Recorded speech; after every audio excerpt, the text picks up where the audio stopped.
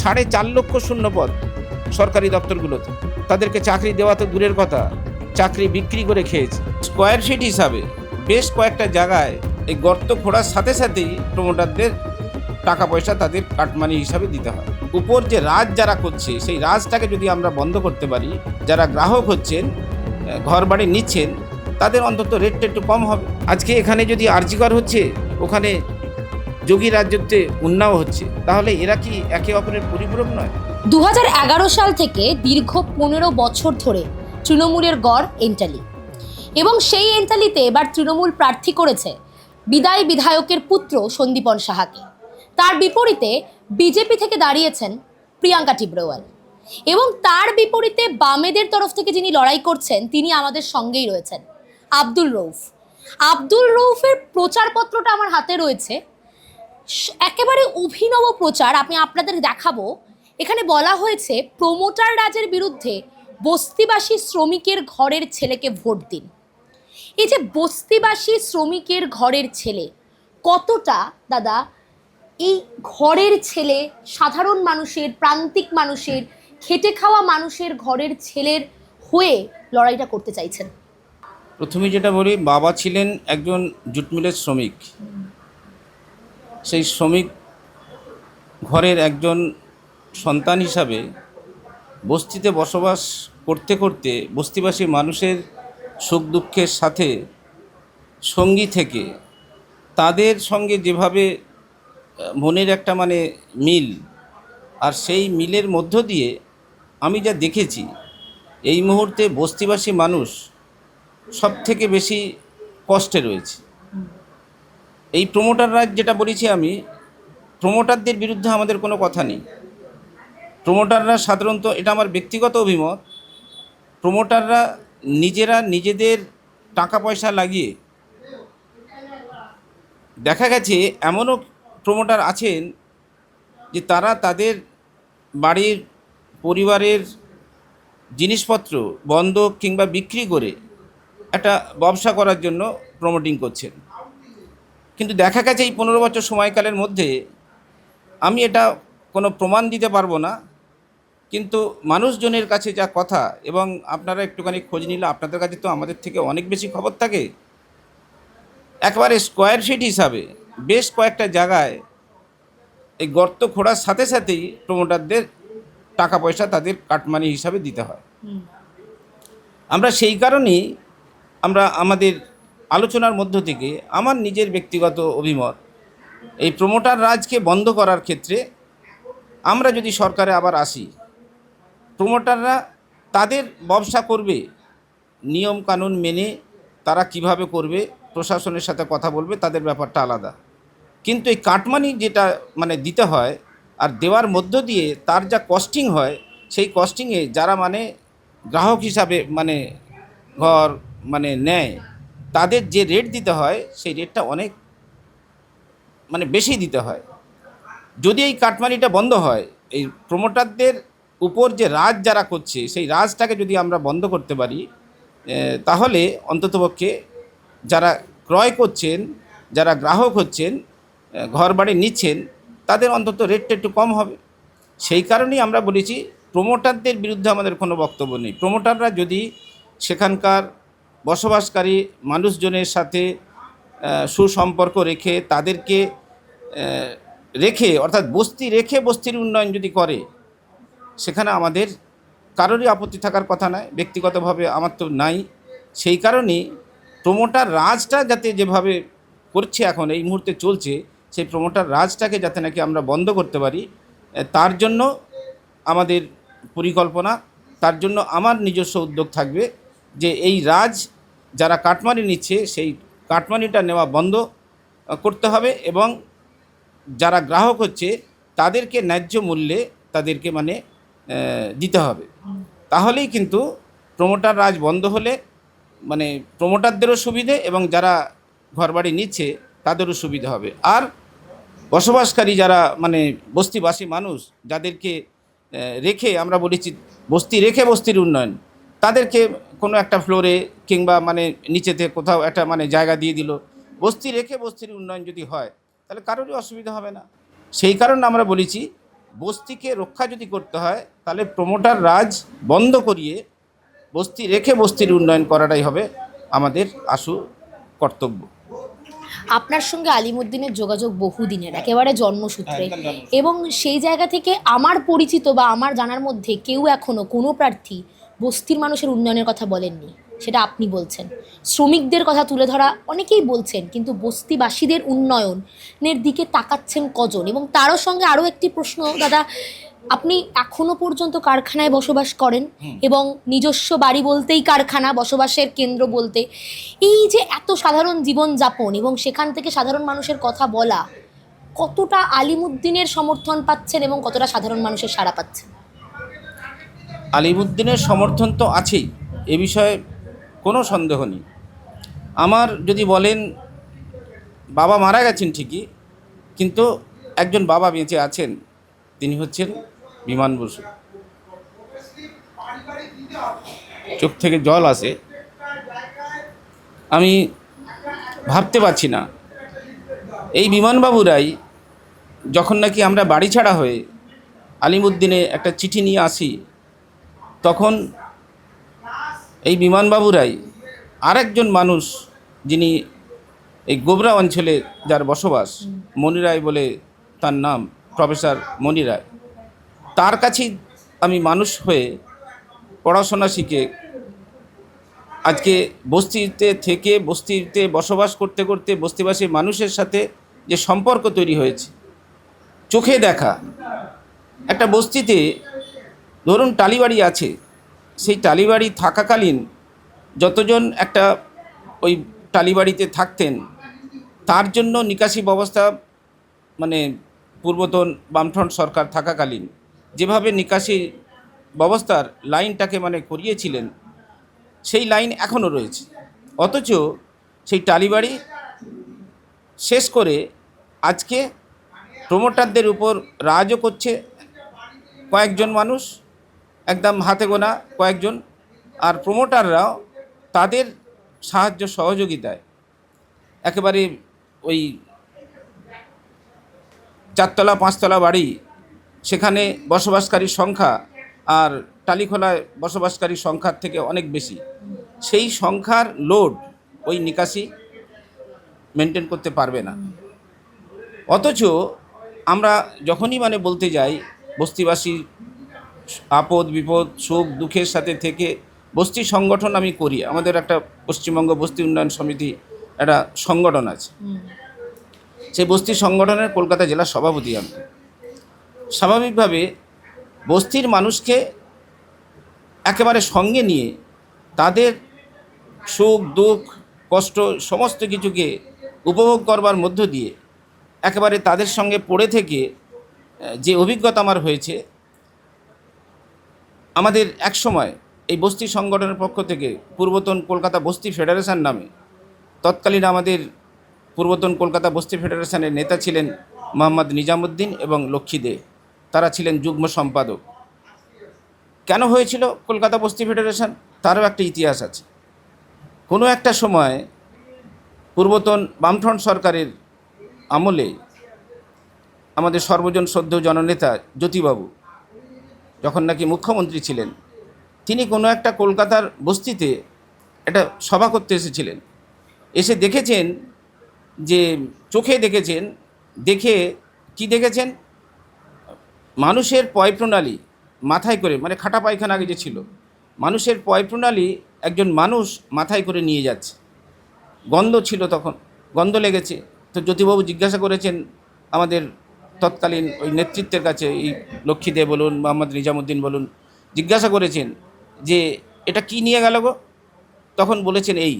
বলে তাহলে বামফ্রন্ট সরকার থাকবে আর গরিব বস্তিবাসী মানুষ তাদের পয়প্রণালী মানুষই মাথায় করে নিয়ে যাবে? কেন এর মানে নতুন মানে করে মানে তার ব্যবস্থা হবে না কেন? সেই সময় দাঁড়িয়ে জ্যোতিবাবুর পরামর্শ অনুযায়ী বস্তি রেখে বস্তির উন্নয়ন করার মধ্য দিয়ে একটা সংগঠন গড়ে তোলবার কথা তিনি বলেছিলেন। সেই থেকেই বলা যেতে পারে কলকাতা বস্তি ফেডারেশন সংগঠন গড়ে ওঠে 1988-89 সালের জুলাই মাসে, 23শে জুলাই সংগঠনটা গড়ে ওঠে। তখন যুগ্ম সম্পাদক হিসাবে মোহাম্মদ নিজামুদ্দিন এবং লক্ষ্মী দে তারা ওই সংগঠনটা পরিচালনা করতে থাকে। করতে করতে আমরাও যখন ছাত্র ছিলাম, ছাত্র অবস্থা থেকে যুব সংগঠন করলাম, যুব সংগঠন থেকে বস্তি সংগঠন এবং শ্রমিক সংগঠনের সঙ্গে যুক্ত হই। শ্রমজীবী মানুষ মূলত যারা অসংগঠিত তারা সকলেই বস্তিতে বসবাস করে। আর অসংগঠিত শিল্পের শ্রমজীবী মানুষ কেউ চা বিক্রি করে, হকার আর কি, ফুটপাতে চা বিক্রি করছে, হাওয়াই চটি ফেলে মানে বিক্রি করছে, এই ধরনের আর কি একেবারে নিম্নবর্গের মানুষ যারা হকারি করে, শ্রমজীবী বস্তিবাসী মানুষ, তারা অসংগঠিত শিল্পের সঙ্গে যুক্ত থেকে জীবন জীবিকা নির্বাহ করত। আর তারা বসবাস তাদের হচ্ছে বস্তিতেই। আর আমিও সেই বস্তিতে বসবাস করি। কলকাতায় যখন তপসিয়ার মতন জায়গায় একটা বস্তিতে বসবাস করতে করতে তাদের সাথে যে সম্পর্ক, আমার চোখে দেখা যেগুলো জিনিস, সেগুলোকে দেখে ওই সময়ে আমাদের সংগঠনের পক্ষ থেকে বস্তি রেখে বস্তির উন্নয়নের পাশাপাশি এমন কোনো বস্তির বাড়ি বাকি থাকবে না যেখানে বিদ্যুতের অভাব থাকবে। প্রত্যেক বাড়িতে মিটার দিতে হবে, এই দাবিতে আন্দোলন শুরু হলো। তৎকালীন বামফ্রন্টের আমলে আমাদের তপসিয়া বলুন, দারাপাড়া বলুন, 59 নম্বর ওয়ার্ডের একেবারে আড্ডি বাগান বলুন, একেবারে ঘন মানে বস্তি। আর এন্টালিটাই মূলত যদি বলেন শ্রমজীবী, একদম মেহনতি খেটে খাওয়া মানুষ, অসংগঠিত শিল্পের সঙ্গে যুক্ত, তাদেরই বসবাস। আর পুরোটাই বলা যেতে পারে একদম বস্তির অভ্যন্তরেই এই শ্রমজীবী বস্তিবাসী মানুষ তারা মানে বসবাস করে। তাদের মিটার প্রদানের ক্ষেত্রে আমাদের সংগঠন, তৎকালীন কলকাতা বস্তি ফেডারেশন আর আজকে পশ্চিমবঙ্গ বস্তি উন্নয়ন সমিতি, আমরা এই সংগঠনের পক্ষ থেকে এমন কোনো বাড়ি বাকি রাখিনি বস্তিতে যাদের বিদ্যুতের মিটার আনার ক্ষেত্রে আমাদের সাহায্যের মানে প্রয়োজন হয়নি, এমনটা কেউ বলতে পারবে না। আমরাই প্রতিটি বাড়িতে সংগঠনের পক্ষ থেকে স্বল্প খরচে একেবারে বামফ্রন্ট সরকারকে আমরা পাশে রেখে তাদের সাহায্য সহযোগিতা নিয়ে একেবারে প্রতিটি বাড়িতে বিদ্যুৎ আমরা সরবরাহ করবার ক্ষেত্রে মিটার প্রদান করিয়েছি। আর সেই মিটারকে এখন রক্ষা করবার জন্য যারা একটা সরকার, তাদের সদিচ্ছা ছিল যে গরিব মানুষ কত কম পয়সায় বিদ্যুৎ পেতে পারে, আর আজকে সেই বিদ্যুৎকে মানে বিদ্যুতের মিটারকে রক্ষা করবার জন্য আজকে আমাদের আন্দোলন করতে হচ্ছে। আপনারা দেখতে পাচ্ছেন স্মার্ট মিটার প্রচলিত হয়েছে, স্মার্ট মিটারের বিরুদ্ধে আমাদের আন্দোলন চলছে। আমরাই আমাদের সংগঠনের পক্ষ থেকে স্মার্ট মিটার বন্ধের আবেদন জানিয়ে আন্দোলন করে আমরা সেটাকে এখনও পর্যন্ত স্থগিত রাখাতে পেরেছি। বর্তমান সরকার যেভাবে স্মার্ট মিটার বসানোর ক্ষেত্রে নির্দিষ্ট পরিকল্পনার ভিত্তিতে কাজ শুরু করে দিয়েছিল, সেটাকে আমাদের সংগঠনের পক্ষ থেকে বস্তিবাসী মানুষকে সঙ্গে নিয়ে স্মার্ট মিটারের বিরুদ্ধে আন্দোলন করে সেটাকে আপাতত এখন সাময়িকভাবে আমরা বন্ধ রাখতে পেরেছি। আমরা সেই কারণেই বস্তিবাসীর স্বার্থে যতদিন বেঁচে থাকব গরিব মানুষের পাশে থেকে, কারণ আমাদের পূর্বতন বামফ্রন্ট সরকারের যিনি সর্বজন সদ্য জননেতা প্রয়াত মুখ্যমন্ত্রী সদ্য জ্যোতি বসু, তিনি যেটা বলে গিয়েছিলেন, জনগণই শেষ কথা বলবে আর জনগণকে ভরসা করতে হবে, বিশ্বাস করতে হবে। আমরা সেই কারণেই এই বস্তির মানুষই 2011-তে আমাদের বিরুদ্ধে ভোট দিয়েছে, কিন্তু আজকে তারা যেভাবে আমাদের সামনে আগে মুখ খুলতে পারতো না, এখন মুখ খুলে বলছে যে আমরা ভুল করেছিলাম। আবার সেই পুরনো দিন ফিরিয়ে আনা দরকার। সেই কারণেই আলিমুদ্দিনের সহযোগিতা তো আছেই, আমার বস্তিবাসী মানুষের সহযোগিতা আছে, সর্বোপরি আমার পার্টির পূর্ণ সহযোগিতা আছে। বস্তিবাসী মানুষের এই প্রয়াসকে আরও বেশি অগ্রাধিকার দেওয়ার জন্য আমরা তাদের পাশে থেকে তাদেরকে সঙ্গে নিয়ে বস্তিতে বস্তিতে আন্দোলন সংগঠিত করব। পুরানো দিন আবার কিভাবে ফিরিয়ে আনতে পারি সেটা আমরা দেখার চেষ্টা করব। সেই বিষয়টাকেই আজকে একটা সময় এসেছে, একটা নির্বাচন, সেই নির্বাচনকে হাতিয়ার হিসাবে ব্যবহার করার মধ্য দিয়ে যদি আমরা এই সময় 2011-তে যে পরিবর্তন করেছিল যারা, তারা যখন এখন মুখ খুলছে ভুল হয়েছে আমাদের, তারাই এখন বলছে পরিবর্তন হওয়াটা জরুরি, তাহলে আমরা এইভাবেই আর কি সেই বস্তিবাসী মানুষকে সঙ্গে নিয়ে আমাদের আন্দোলনকে জারি রাখার ক্ষেত্রে এই নির্বাচনটাকে সেইভাবেই ব্যবহার করছি। আমরা এটুকু ভরসা করছি, জনগণের উপর ভরসা রেখেই জনগণ অর্থাৎ বস্তিবাসী মানুষ তারা যে ভুল করেছিল সেই ভুল করাটাকে আজকে তারা নিজেরা স্বীকার করে নিয়ে তারা এখন বলছে পরিবর্তন আমরাই করেছিলাম, আর সেই পরিবর্তন আমরাই করব। আমাদের এই হচ্ছে একটা সুযোগ, নির্বাচন, সেই নির্বাচনকে আমরা সঠিকভাবে ব্যবহার করব যদি আমরা ঠিকভাবে নিজেদের ভোটটা নিজেরা দিতে পারি। এই গ্যারেন্টিটা আপনারা করুন, তাহলে পরিবর্তন হবে। প্রতিটি মানুষ এখন সেই কথা বলছে। আমরা অবাক হয়ে যাচ্ছি, শুনলে আপনারাও অবাক হয়ে যাবেন, আপনাদের কাছে খবর আরও বেশি আমাদের থেকে থাকবে। 12 বছরে একটা দেশের সরকার দেশ চালাচ্ছে, আরএসএস পরিচালিত বিজেপির একটা সরকার চলছে। আর আমাদের রাজ্যে তৃণমূল বলে একটা দল, মানে স্টেট লেভেলের একটা দল, তারাও 15 বছর ধরে পশ্চিমবঙ্গে একটা সরকার চালাচ্ছে।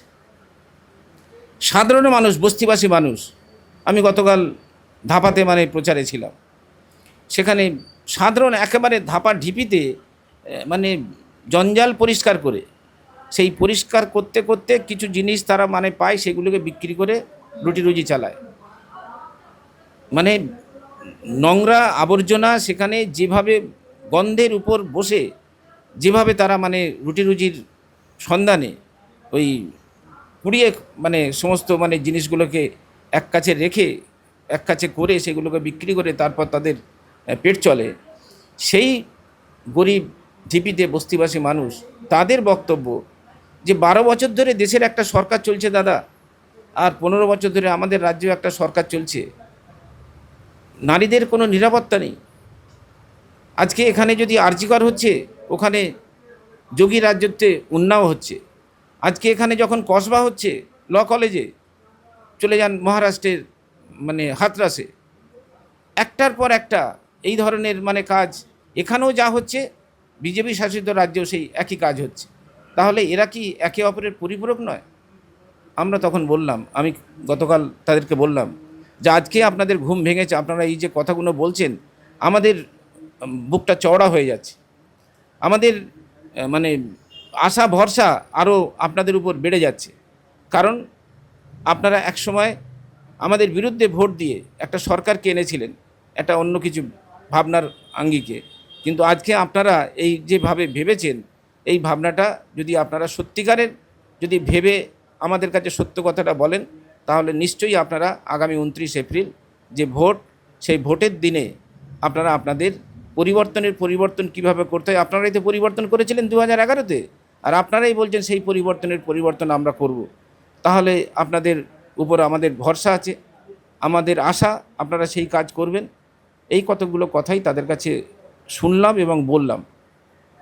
এর মধ্যে দিয়ে অবাক লাগে যে আজকে মানুষ তাদের পিঠ দেয়ালে ঠেকে গেছে।